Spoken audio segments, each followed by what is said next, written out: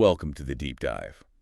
Today we're doing a fascinating piece of intellectual time travel, We're jumping right into a debate that really defined the medieval world. and its echoes, I mean, they're still around today in how we think about science, faith, all of it. Sure. Our mission is to unpack this huge tension between philosophy, or hikmah, Yeah. and divine law, the sharia. And we're focusing on the explosive conflict between two absolute giants, Nim and Rush. Iberos in the West. Right, Ambrose, and his great intellectual opponent, Al-Ghazali. We're using Ibn Rushd's famous defense of philosophy, his treatise, Fazl al-Maqal, as our guide. The decisive treatise. Exactly. And it's not some dusty old argument. This is, a high-stakes clash from the 11th and 12th centuries over the ultimate source of truth. It really is. And the opening claim Ibn Rushd makes is, well, it's just breathtaking for the time. Oh, absolutely. He doesn't just say, philosophy is permissible, like it's okay to do.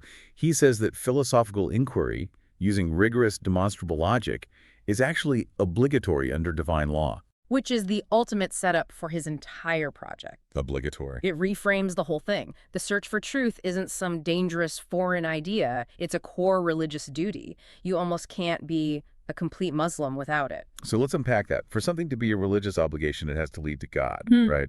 So how does he define philosophy to make it basically an act of worship? Well, he defines it as the investigation of existing things, the majidat, specifically in how they point to the maker. Okay. The basic idea is that creation, it testifies to the creator. So if you study the world, its laws, its very existence, you're actually studying the craftsmanship of God. Which would naturally lead you to a deeper knowledge of God. Exactly. It reframes science from this neutral thing to something deeply spiritual. You're using your intellect to appreciate the divine design. So he's saying the divine law itself wants us to do this. He insists on it. He says the law invites us to this knowledge through demonstration, or burhan. And Burhan is what exactly? It's the highest form of rational proof. Think Aristotelian logic. It's apodictic proof, something that is necessarily true. For him, there could be no conflict between a truth you find through unassailable reason and a truth you find in Scripture. They had to be the same truth. But this is where he gets really controversial, because he uses legal reasoning to push his point, and in doing so, he kind of elevates the philosopher over the traditional religious scholar. He does. It's an ingenious move, actually. He points out that Islamic law relies on legal analogy, qiyas fiqhi. Right, where jurists make rulings on new things based on old principles. Precisely. So Ibn Rushd argues that the seeker of divine knowledge, the philosopher, has an even greater claim to use rational analogy, qiyas aqli. A greater claim. What does that mean? It means if a jurist can use reason to figure out a modern financial contract, the philosopher has a stronger, more fundamental mandate to use reason and observation to understand the entire universe. And he backs this up with scripture. He does. He quotes the Quran. Wherefore take example from them, O you who have eyes.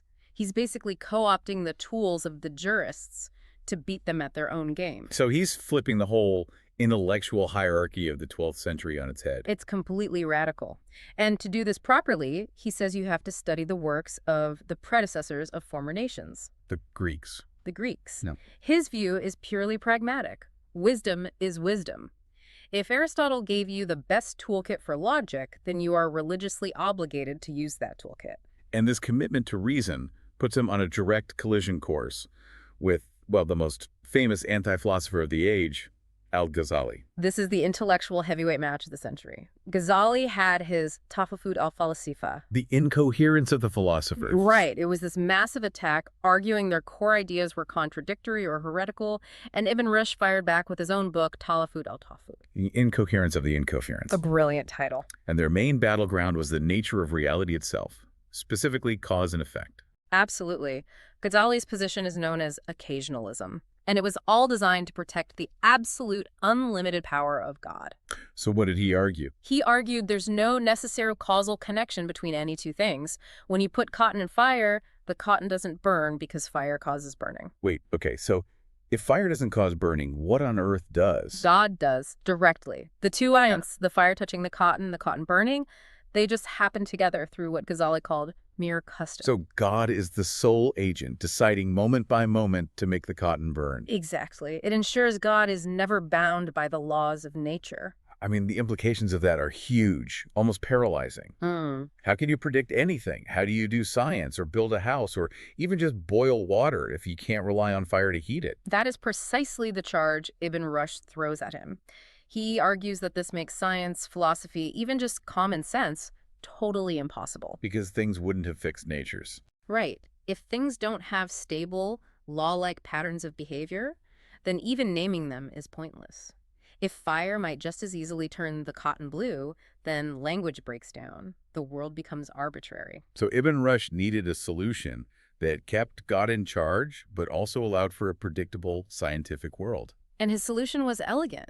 Yeah. He said, yes, God is the ultimate agent, but God operates through secondary causes, through what we call nature. So God creates and maintains the system of fixed laws, but the causes within that system are real. Exactly, which allows a scientist to study the principles of nature, knowing that what they're really studying is God's consistent will. It's a very sophisticated defense of natural law. But this debate went even deeper, right, into what God actually knows. Oh, yeah. This was a critical point. Earlier philosophers like Ibn Sina had argued that God only knows universals, the general abstract features of the universe, because they thought if God knew all the little particulars, like, one specific leaf falling from one specific tree, it would imply change in God's eternal knowledge, which they saw as a theological impossibility. And Ghazali just found that unacceptable. Completely. For him, a God who doesn't know what you had for breakfast this morning is not a God worth worshiping. An acceptable God must know the particulars of his creation. So how does Ibn Rushd bridge this gap? He takes a totally different route. He agrees God's knowledge is universal and abstract, but he argues it's superior and unique because he is the creator. Meaning God's knowledge isn't gained by observing the universe. It's the knowledge that creates the universe in the first place. Okay, so we learn about motion by watching things move, but God understands motion because he invented the very principle of it. Precisely. It's creator knowledge versus creature knowledge. God's universal knowledge is so perfect it already encompasses all the particulars without being limited by our human ideas of time or change. Okay, so moving from the cosmos to, well, communication, we get to maybe the most controversial part of Ibn Rushd's work. Who is allowed to interpret scripture? And what happens when the wrong people get a hold of these philosophical ideas? It's all about allegorical interpretation, or ta'wil, Which he defines as extending a text from its literal meaning to a metaphorical one, but only if that metaphor lines up with Arabic linguistic rules and, most importantly, with demonstrative truth. With Burhan. And to control who gets to use ta'wil, he creates this very strict intellectual hierarchy. He does. He splits all of humanity into 3 groups based on how they assent to truth. Okay, what are they? First, you have the rhetorical class. This is the overwhelming mass of people. They're moved by persuasion, imagery, stories. They need the literal meaning of scripture to hold on to their faith. The vast majority of people. The vast majority. Second, the dialectical class. These are the theologians, the scholastics. They use plausible arguments, debate, but not, absolute logical proof. And the third? The demonstrative. The true elite. The philosophers. They only assent to apodictic, absolutely certain arguments based on sound premises. Wait a second. That sounds like intellectual elitism. Isn't the point of divine law that it's for everyone? How can he justify that? This is where he brings in his famous rule of secrecy. Okay. He argues that allegorical interpretation of the core beliefs must be reserved exclusively for that third group, the people of demonstration. And for everyone else. For the common people, for the rhetorical class, interpretation is an act of infidelity. Kuf. Infidelity. That's an enormous claim. Why? Because if you give a complex metaphorical truth to someone whose mind can only grasp the literal, you don't enlighten them. You destroy their simple, necessary faith. You replace a solid belief with total confusion, which, for him, leads to unbelief and social chaos. So the philosopher who spills the secrets is also condemned. Absolutely.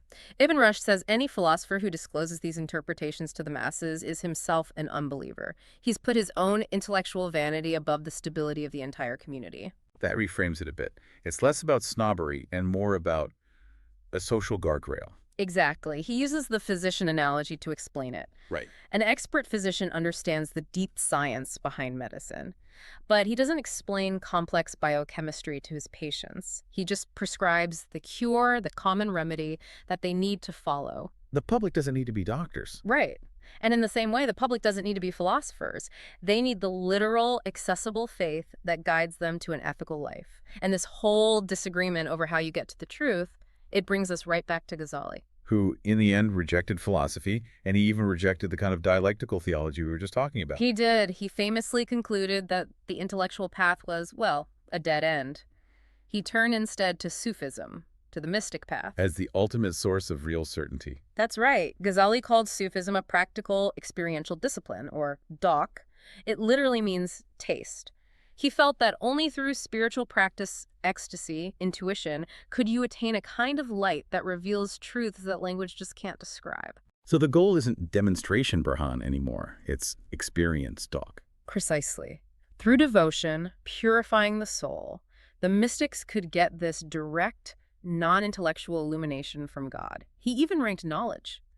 There's ilm, which is knowledge from demonstration, iman, faith from tradition, and then the highest, doc, immediate personal acquaintance with the truth.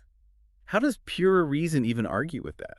I mean, if Ghazali says he personally experienced these truths, how could Ibn Rushd possibly refute him? That's the core tension, isn't it? Ibn Rushd dismisses Sufism for that very reason, because it's subjective, it's non-communicable. So your personal experience might be certain for you. But it can't be a reliable, universal source of knowledge for everyone else. If a truth can't be articulated, tested, and demonstrated to others, then it evades all rational validation. It's just inspiration. He saw the Quran as a call to reason, not to private visions. Exactly. For Ibn Rushd, revelation invites reason. Mysticism was to him just another form of intellectual irresponsibility, a failure to use the tools God gave you. So when we look back at the whole project of Fasl al-Maqal, Ibn Rushd's goal was always reconciliation.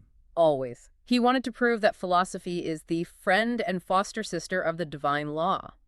He was absolutely convinced that if scripture and reason seemed to conflict, you just had to interpret the scripture allegorically until it lined up with demonstrated truth. Because for him, true reason could not be wrong. It was infallible. But despite all his efforts to protect the public's faith, even calling out earlier philosophers for breaking his rule of secrecy, he was largely rejected in the Islamic world. That is the great historical irony. His views were just too controversial there, but his legacy exploded in the West. He became known as the commentator. The final authority on Aristotle, a title even Dante used. His works were translated into Latin, they poured into Europe, and they laid the groundwork for Latin scholasticism. He forced thinkers like Thomas Aquinas to wrestle with the exact same problem. How to reconcile Greek reason with Abrahamic revelation. The very same tension. And you can see how this debate, this deep dive, is still so relevant. The conflict Ibn Rushd defined is really about information control. Who gets to interpret the foundational texts? Right. And do we protect the stability that comes from a shared literal belief, even if it means suppressing some difficult truths? Or do we chase intellectual freedom wherever it leads, even if it risks the very social fabric that Ibn Rushd was so worried about? That fundamental tension, that's a challenge every society that values both reason and tradition is still facing today.